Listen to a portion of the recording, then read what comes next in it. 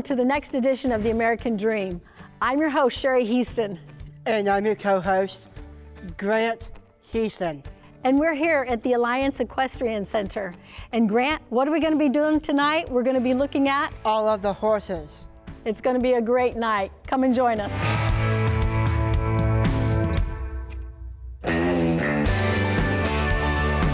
So we're here with Marin, and Marin takes care of these horses, and we've been horsing around, but Marin has a special gift of teaching some horses some tricks. So let's see, Marin.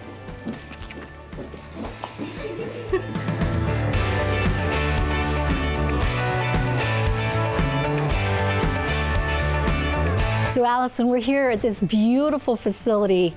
It's just awe-inspiring when I see it. Tell us a little bit about how all of this came to be. Oh goodness, so I started riding at 16, got a job at Burger King at 15 to pay for it. I was very fortunate to end up at a barn with a trainer who let me just ride as much as possible. Yeah, dreamed of a career in horses for a long time. Actually, I was a middle school special ed teacher for 5 years, and then, got the opportunity to lease a facility in 2015. Was there for 2 years, and then after 2 years, my lease wasn't renewed, and I thought everything was over and done with, and then was fortunate to have a boarder at that barn who was able to help me put this together. So 2017, this was a soybean field. Nothing was here. We had an Amish crew come in and build the barn. And then the great thing was when I had to leave the facility I was leasing, all my boarders had to stay there. And they wanted to be here fast. So they actually would come out on the weekends and they helped us put the stalls in. We put all the fencing in ourselves. So I purchased the land, I think July of 2017, and we moved the first horses in October of 2017. And that couldn't have been done without the help of all those boarders we had.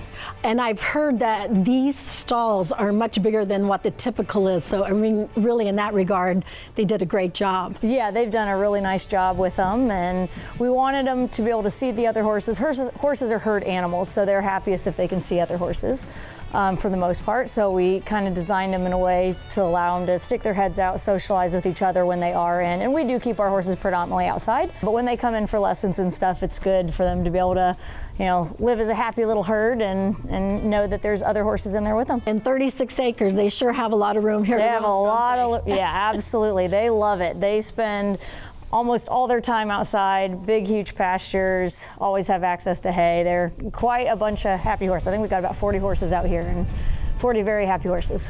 Fantastic job. It looks beautiful. Thank you very much. Thank you.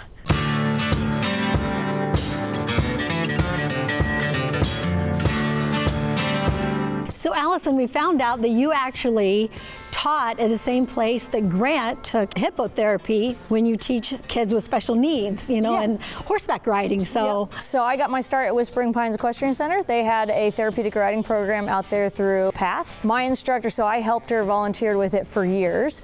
Interestingly enough, when she retired, me and my friend kept the program going for a few years. It's great to have that connection, such a small world, to know that the place that I got my start was somewhere that he got his start.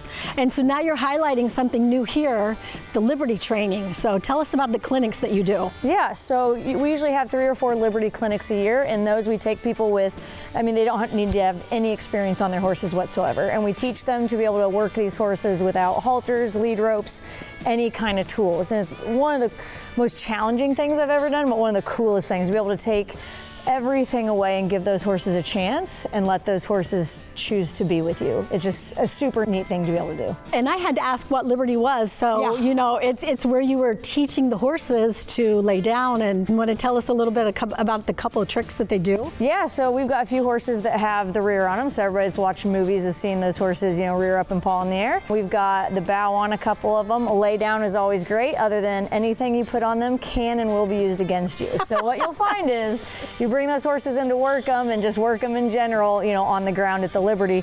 First thing they want to do is they all want to go lay down, usually in sync. They all just spread out and lay down all over the place. But if I had a horse, I would definitely want to be here, and I would want to learn how to do that with you. So thank you very much. You're very welcome. Thanks.